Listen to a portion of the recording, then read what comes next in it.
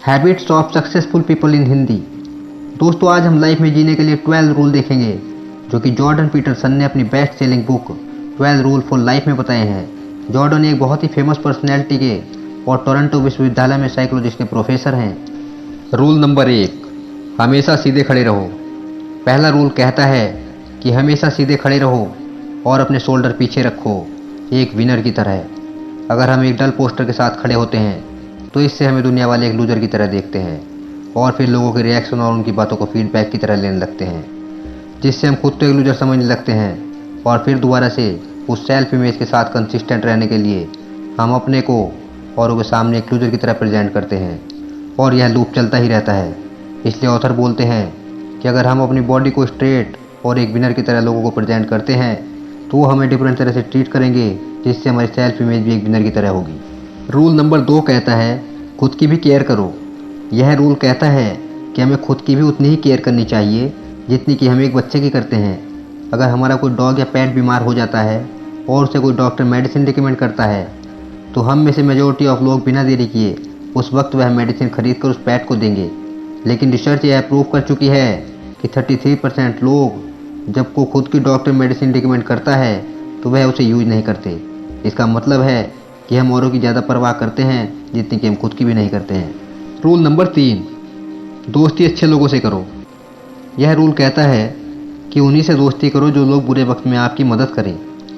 Companies में ज़्यादातर देखा गया है कि किसी अंडर अचीवर को एक हाई प्रोग्रामिंग टीम में डाल दिया जाता है, ये सोचते हुए कि उस अंडर अचीवर की प्रोग्रामिंग स्पीड में टीम में और लोगों में इम्प्रूवमेंट आ जाएगी।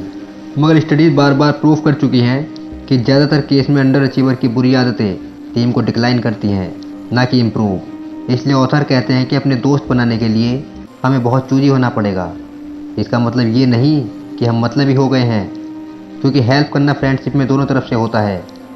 जब हम लोग डिमोटिवेटेड फील कर रहे होते हैं तो हमारे दोस्त हमें मोटिव करेंगे, और जब वो लोग एनर्जी स्टेट में हैं तो हमारा ये फ़र्ज़ बनता है कि हम उन्हें याद दिलवाएं कि उनमें बहुत कैपेबिलिटी है और वो किसी भी डिफ़िकल्ट स्टेट को पार कर सकते हैं। रूल नंबर 4, किसी से खुद को कंपेयर ना करें।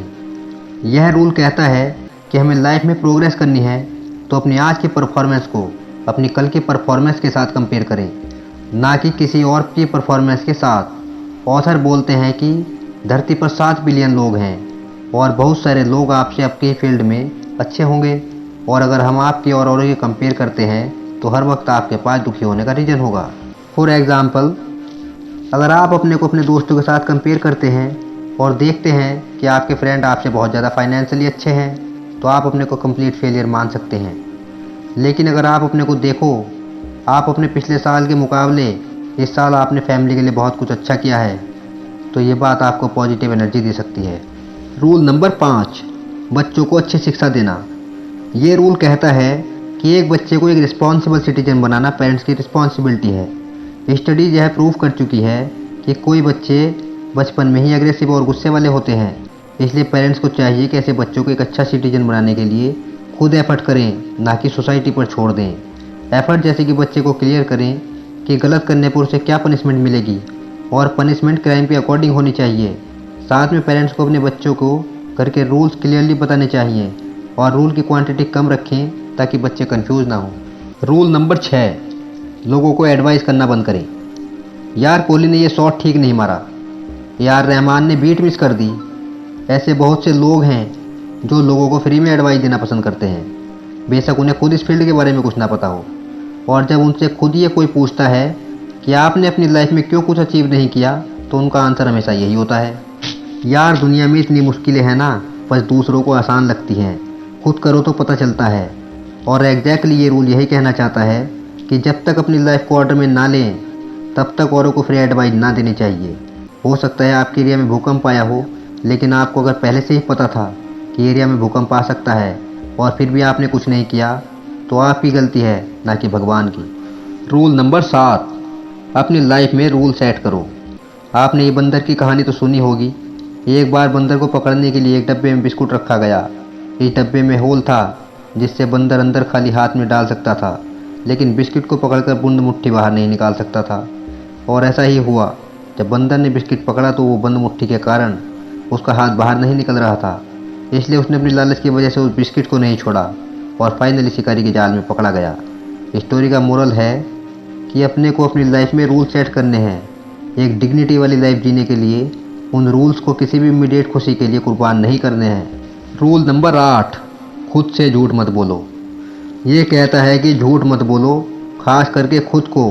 फॉर एग्जाम्पल, अगर आपने सोचा हुआ है कि आप फ़ॉरेन में मैरिज करेंगे, आप बहुत ही शानदार पार्टी देंगे, सारे फ्रेंड्स को बुलाएंगे, ये एक अच्छा गोल है। लेकिन हो सकता है कि हम खुद को बेवकूफ़ बना रहे हैं, क्योंकि हो सकता है फाइनेंशियली अभी तक हमने इतना ग्रो नहीं किया है कि हम ये सब अफोर्ड कर सकें।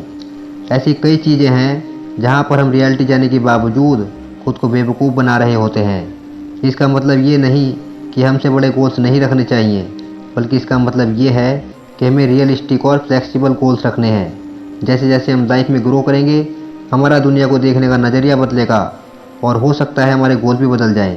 इसलिए हमें एटलीस्ट खुद से झूठ नहीं बोलना चाहिए। रूल नंबर 9, दूसरों की बातों को सुनो और सीखो।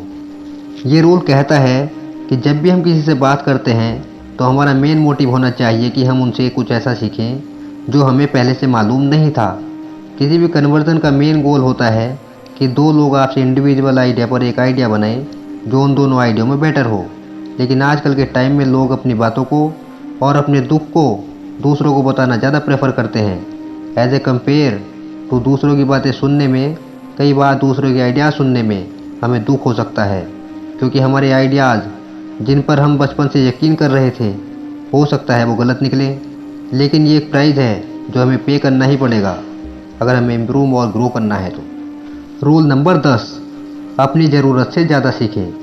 लाइफ बहुत कॉम्प्लेक्स है और इसे समझने के लिए मेजॉरिटी ऑफ ह्यूमंस सिर्फ उतने ही पार्ट को सीखते हैं जो उनकी लाइफ के लिए इम्पोर्टेंट है।